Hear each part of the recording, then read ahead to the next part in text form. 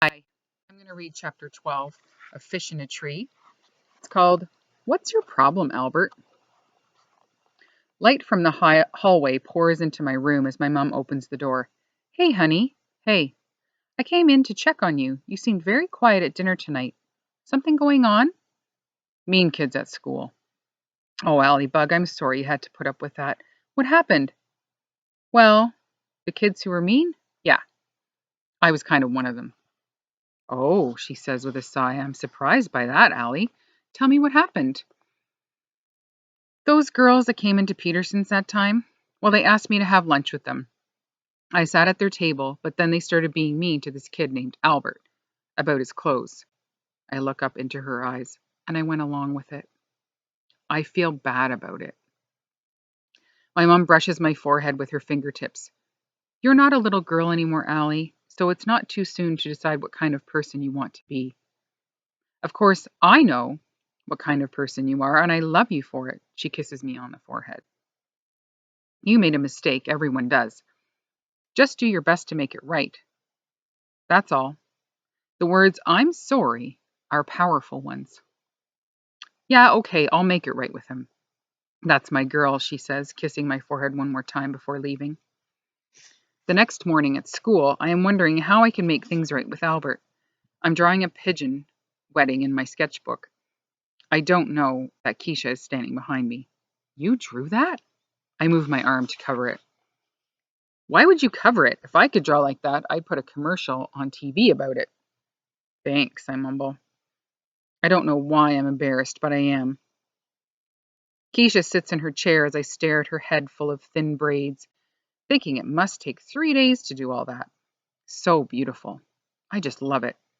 Not like my boring hair that just hangs there. I reach out to touch her hair. She turns toward me all of a sudden. What are you doing? Oh, I. Sorry, there was a mosquito.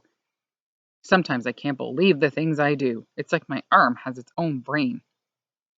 Uh huh, Keisha says. Just then, Albert walks in and he looks upset. I want to be able to tell my mum that I made things right with him, so I go over. Albert, are you okay? I ask, wondering if he'll tell me to strap myself to a rocket and light the fuse. I have a problem. I'm sorry about the cafeteria thing, I blurt out, his eyebrows raised. That didn't bother me. No need to apologize. It didn't bother you? Uh, it didn't bother you at all to have a table full of people make fun of you? You're kidding. Why would I be kidding? Can it be that he really doesn't care what people think of him? We just stare at each other. If that didn't bother him at all, and this new problem really does, then it must be really bad. Maybe it has to do with the bruises he has all the time. Can I help? I ask. No offense, but I don't really think so. Okay, I mumble. It's just a problem that I can't get out of my head. I feel like I won't be able to relax until I find an answer. Do you want to talk about it? I know sometimes when I have a problem, I talk it out with my brother or mum. Even if I don't find an answer, I feel better anyway. Well, I wait.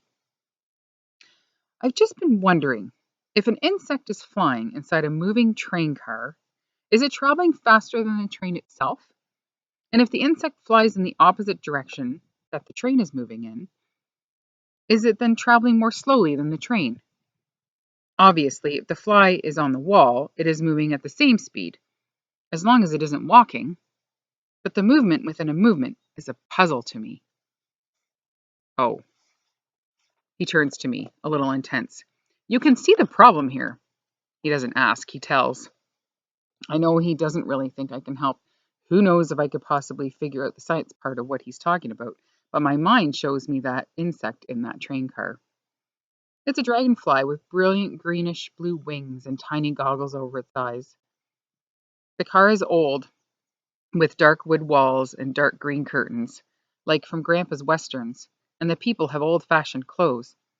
I see them like they're with me now. Some of the men are sleeping, not even noticing its tiny goggles.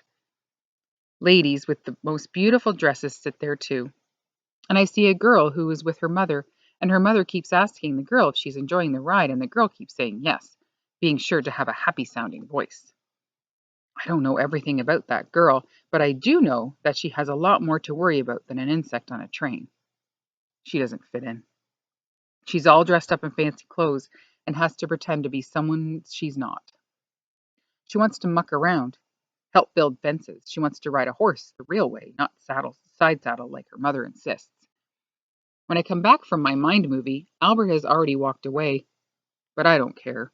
I can't help thinking about the girl on the train and how she feels, like she wants to do so much, but she's held back. Like, and it makes her feel heavy and angry, like she's dragging a concrete block around all the time. I'd like to help her break free from that.